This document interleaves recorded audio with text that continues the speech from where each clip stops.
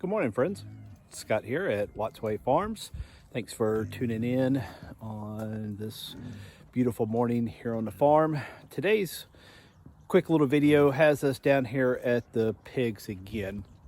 And I was looking at my channel last night. I'm up to a dozen or so videos, and I appreciate everybody that has subscribed to my channel and taken the time to watch my videos, and the few comments. It's greatly appreciated. This is fun for me. I mean, making videos is a bit harder than I thought it would be. I mean, having watched the hundreds and hundreds of hours, you don't realize how much work goes into making them. I mean, my quality is still probably quite amateurish, but I'm having fun and I'm going to keep doing it. So I was looking at my content kind of last night, and I noticed over the last couple weeks, or last several videos, it's tend to become pretty pig heavy on my videos, which I guess is okay, but was not kind of my envision or my plan when I was first kind of envisioning this channel. I thought it would be more holistic farm approach, and mainly on my cows, because I really do like my Dexter cattle. I mean, I love my pigs too. They're pretty amazing little creatures, but they are taking here, at least for the last several videos, more of my attention than I had anticipated. And I really think the reason into that is because of how I've switched to feed them in the last couple weeks, or week and a half, if you will. So prior to a week or so ago, all my feeding was done via these bulk feeders, and let me show them to you. So here are my two bulk feeders, if you will. I've spoken about them in a couple of previous videos. They've built them myself, kind of from ideas from multiple videos. Pretty cheap. One of them, the one on the right there, is a $15 plastic barrel. The one on the left is a $25 plastic barrel, because it has a removable lid. Right now they're still drilled shut. I drilled them shut back when I was trying to capture the one uncastrated boar for the castration here several days ago, and it was around that same time that I got these 4 barrels of brewer's grain and tried to save a little money. Now the great thing about the bulk feeders is they'll each hold about 400 pounds of feed, and so 800 pounds total, which is last about 8, 9, 10 days, give or take, out here with this herd. And so between that and then my 2 waters, which are over on the other side, you can't see, but I actually did a how-to video on those. That'll hold 110 gallons of water, plus there's a little spring fed, I call it a mini pond. Water stands in the middle. So between those two, the pigs, once you fill that up with feed, fill the water up with water, the pigs don't need a whole lot of attention. And for the next week, you just kind of come out here and look at them and enjoy them. So I was able to try to score 4 full barrels, and these are the barrels I put them in, of brewer's grain. And my thought was I was going to try to kind of curb some of my feed costs. And I think I get a pretty good price on feed compared to what I've talked to others. I pay $9 a bag, $360 a ton for the, it's locally milled, steroid free, it's a complete pig food, vitamins, the trace minerals, everything they need in that one feed, and the pigs really like it. They like it more than the brewer's grain that I put out. That's why I had to close it off, because they were just not eating the brewer's grain as long as they had access to the bulk feed.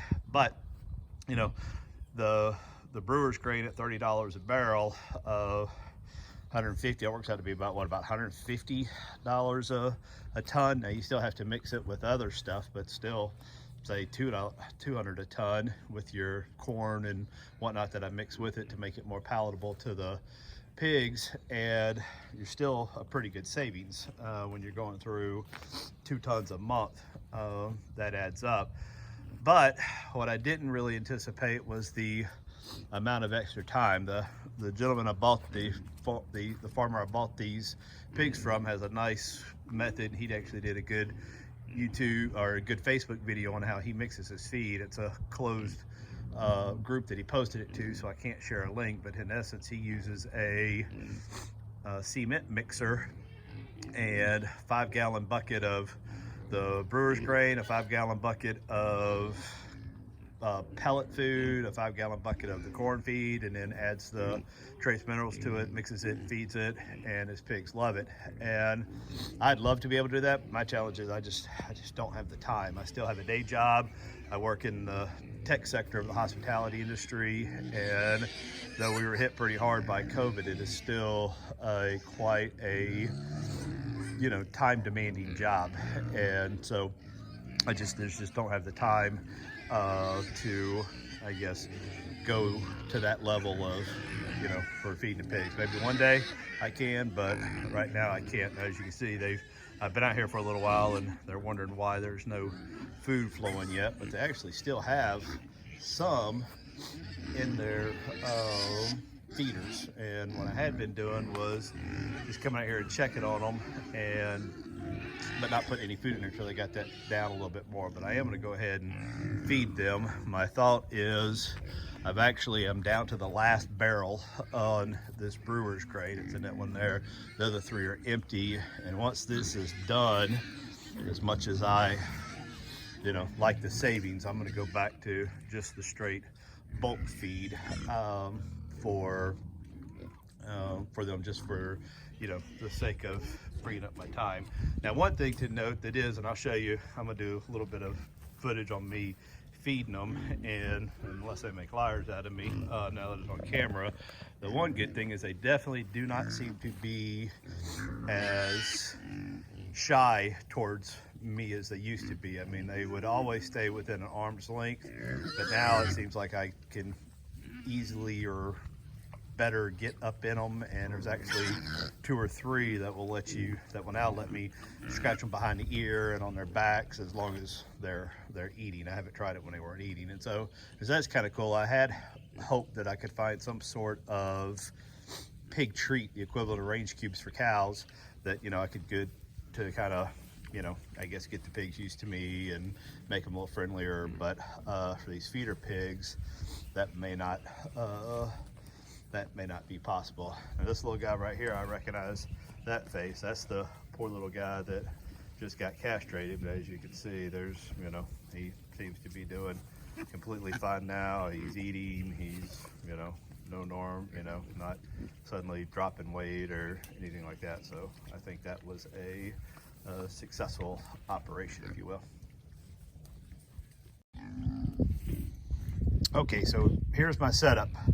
I do have some of the bulk, I guess, feed. It's that corn-based, locally milled feed that's got the minerals and whatnot in it, and I'm mixing that with the brewer's grain on a, I guess, bucket by bucket basis, mainly because I didn't want to have to, I guess, also buy trace mineral and all that to mix with it. I figure so if that's a complete feed, I'm putting some of that in there as I feed it, and that'll be good enough until I get through that bucket. So, and then it just goes into there. So I take a scoop of this, I kind of just sprinkle on the top, I mix it, and then I put it in there in the 5-gallon bucket, and then it just gets dissipated to the pigs.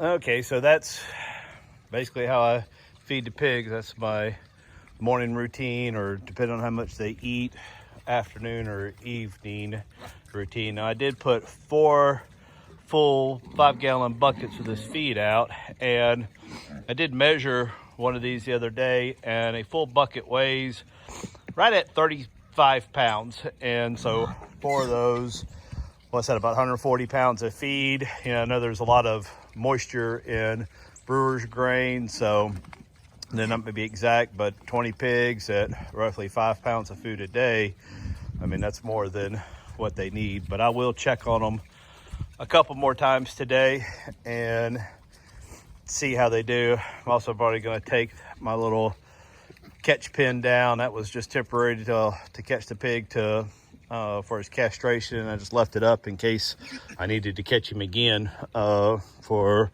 whatever reason. Now you can see I've still got well over half a barrel of this left, but I'm guessing a day or two max and we'll be back to the bulk feeder.